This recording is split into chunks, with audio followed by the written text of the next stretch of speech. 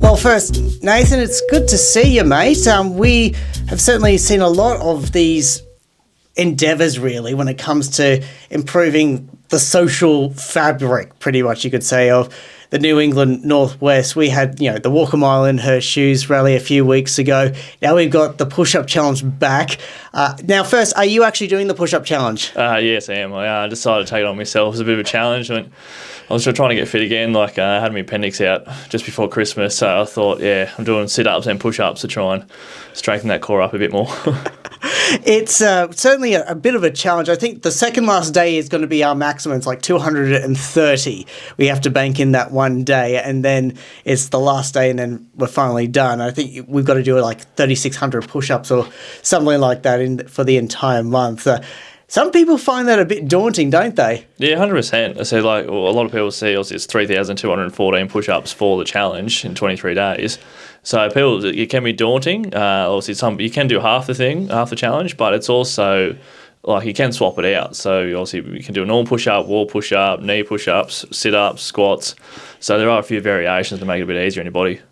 Yeah, I remember I started doing it in 2020 when it was first announced because we were in lockdown in Canberra, and my footy coach said over the group chat to stay some type of fit, both mentally and physically, do the push-up challenge or just join each other in a group and start raising money. And that's where it sort of kicked off for me, and I've raised almost every year except for last year. So it's been one of those ones that, like Movember, kind of, yes, you get set in your ways and you're thinking, okay, this is that time of the year to really do it, isn't it? Yeah, so I used to do the Black Dog mullet campaign each year. So that's sort of what spurred on the mullet at the moment and the mullet mentality, like my non-for-profit. So that's sort of, I started doing it because got helped and I wanted to help other people, so I wanted to bring more attention to it. And so it started being an annual thing, so the dirtier the mullet, the better. How long did it take for you to grow the mullet? Hard to say with this one. It sort of never really goes away. I think last year I grew it from a year, growing the hair right out for about a year and a half, and then trimmed this back and just sort of trimmed back a bit for summer because being on site, it does get a bit hot. So, yeah. Yeah, that's I know I've got to start getting my hair cut. When it starts to misbehave, on top, and it just starts going in multiple directions, I've got to get it cut. I don't think I suit a mullet. I don't think I'm that particular type. I have grown my hair out a couple of times, but I don't know if a mullet is suitable. I think my parents would not be very happy with that. Well, I think a mullet can suit everyone. I've seen a lot of kids rocking around, especially little ones. It's always a good image. That's true. I guess one of the great things about doing things like Movember, as you're saying, growing out mullets, the push-up challenge is we can either do it by ourselves or with a team, or we can do it personally for ourselves as a goal, or just it's just a really good cause to do. What's the motivation for yourself? So also starting a new job at Headspace, and the big thing for Headspace being a partnership with the Push Up Foundation. They want to do a big push for it.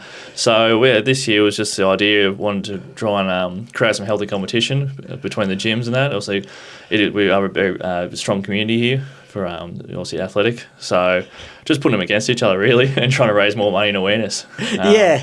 So like myself, I said I'll try and work out 4 or 5 times a week because it's great for my mental health. If I didn't do a physical activity, I'm not sure how my mental health would be. So... I saw this as a new challenge and I thought, why not have a crack? I agree. It is one of those things. For me, I tie it in with either my boxing, footy, gym, so it just adds into the extra physical activities. And because we've got that bank clock that we can, wind on the app, we're able to pretty much keep track of everything we do. So, we, even if we've got 15 push-ups still to do and you arms and legs and everything are feeling like you're about to like burn off and die. You know, you say, oh, it's just 15 more, and then you just wind the clock around just a little bit more, and then you're finally done. Then you're allowed to collapse in a heap at the end. Yeah, see, I'm 3 days in, so I'm trying to bank up. But like more, so the first day I did 200, second day I did 200. So I'm trying to get a few in the bucket at the moment, and then this morning I'm like, the body's feeling it already, so I'm not sure how that plan's going to keep going. Do you do it in one whole go, or do you space it throughout the day? So, because I'm doing sit-ups as well, so I'll do 15, 20 push-ups, then do 20 sit-ups, and then just keep going, chopping and changing between that to try and get those numbers up early for me. I typically have done it like one giant batch at the gym after I've done almost like all the training. I use it kind of as the cool down factor. Or if I'm at training, I do a couple at the start, then a couple at the end, and just make sure that I just remember to do it. Yeah. And plus, it also allows me to slightly show off a little bit, saying, "Yep, time for my push-ups to do." And like previous footy clubs I've been around, when I'm doing it, they all start to gather around and say, "Oh, Piz is now doing he's doing his push-ups. How many do you have to know? Come on, keep going." That's at least also something that you can do when you have your mates around you to, keep pushing yourself, and you also don't want to do a really bad push up or screw up if you're in public. So you're like, what I notice is like I'm going, okay, get your stomach all the way down. Don't try and half-ass it or anyone, because people say that's not a push up. You gotta get stomach all the way down. You gotta get your arms extended. You have to make sure that it's complete, like it's what they define as a push up. Oh, certainly. If you've got a crowd around you, that does make it tough. So you don't want to stuff up in front of the boys too. No, especially if they're starting to film it as well. So, I've got like a few people, like I do know a few people have filmed me too, and then they put on the group chats and all, and that's also it's one of those things that just keeps you going to a degree. I also do it, at the gym, and if I'd had trainers with me, and if on the last day at a gym in Sydney, I had to do it, and the last 50 push-ups or something, and my trainer joined in with me, and the gym filmed it for the Instagram, and that was a cool thing. That was a cool thing to do as an accomplishment. Yeah, and 100%. You're bringing in people as well. Yeah, well, that's always I've noticed. Like, I've got 15 gyms signed up to the challenge, so that's what I noticed, that people just want to get around it and just help support the community. So it's definitely made my job a fairly bit easier. Well, that's really good. So what are the gyms that have signed up? So I've got them here. I can't remember all for heart. So you've got Advanced Fitness, Anytime Fitness, F45 Training, Gracie Barra, 360 Fitness Club, Planet Fitness, Rev Fit, Active Fitness, Demon CrossFit, Snake Athletic, CrossFit 2340, Katingal and Moonby Gym, Home of Strengths Tamworth, Curves, and 1-2 Boxing Westside. That's quite a good turn up, isn't it? Yeah, so like when I was on the news the other day, I was really hoping they didn't ask me what gyms. I was like, without having to hold the script there, because I was like, it's just gyms. Like the one down the street, the one over there. Just just feel like you're just trying to think about because often your mind just goes blank afterwards. Like when you try, and then after the interview, think, then it all comes back to you and thinking, oh. Why didn't I think of that? Why didn't I remember? Oh, I've done that multiple times. I said, like, doing all the different interviews from either Youth Week, I was even promoting the golf days I do and the Bowls event. Every time I do an interview, after you go, oh, I said, that would have been a better answer. Or like, you go, I wish I said that. But obviously, hindsight's a wonderful thing. And then everyone starts sharing the link of your interview around. And I say, oh, look who's been on TV recently. Yeah, well, that is pretty good. I still get, goosebumps, I guess, when you're seeing yourself on TV. So it's still pretty cool.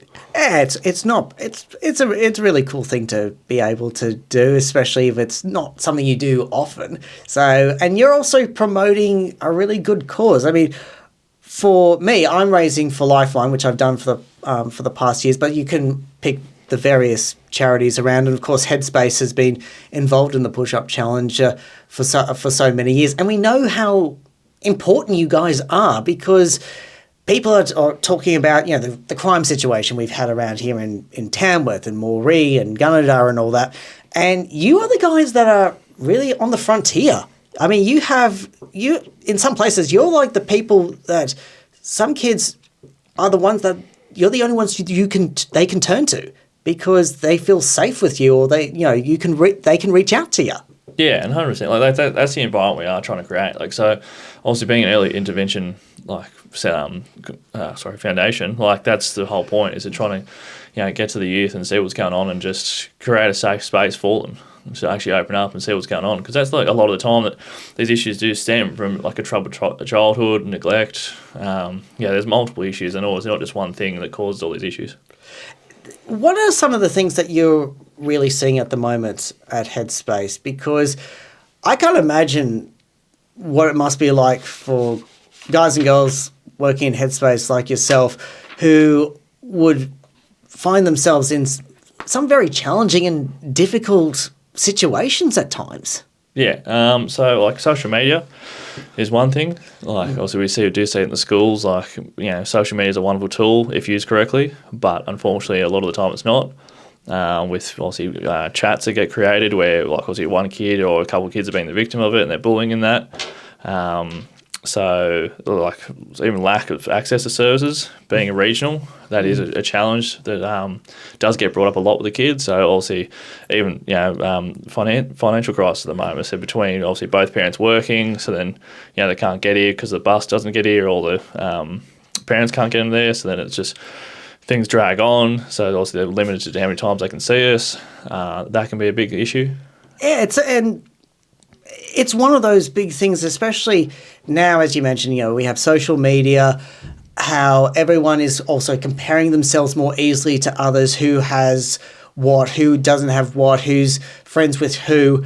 That can spiral, and because we have Instagram and Facebook and Twitter and TikTok, these things can go through a schoolyard like there's no tomorrow, and the situation can rapidly change. And we've seen that some of the problems that we've had with, particularly, kids can be cruel. They can, and we've seen how these situations can really tumble out of hands, and it can often end up with kids being hurt physically, mentally, and it's something that you just wonder, how do you stop it? Yeah, that's certainly a tough question for me to answer. Yeah. Oh, this is it's an easy question. It's an easy question. How do you solve schoolyard bullying and all that? Oh, well, that's it. Just easy. Nothing like 6 months of the job just solve the world's problems. It's just easy. Next, after this, we'll solve the Israeli-Palestinian crisis. At the moment, I think we only need a couple of hours just to solve that one afterwards. Not a doubt. I do see some of the schools, they have like a phone ban. So I'm not sure which ones here and how to do it, if any. But I have heard a couple that you walk in, there'll be like a lockers, or there's even like these different pouches where you put your phone in and then you go, yeah, boom, and then at the end of the day, they come and get it. My first thought is also just have two phones. But that's just me being a naughty kid trying to get around it.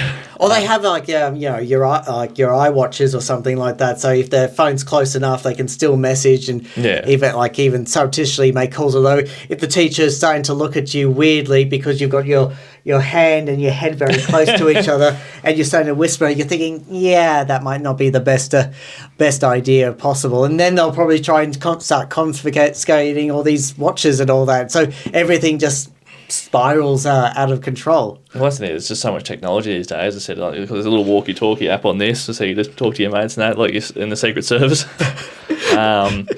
But even these days, so between so many schools, they are using laptops and stuff all the time. So there's, unfortunately, obviously we're going in with technology is everything for us, and especially moving forward.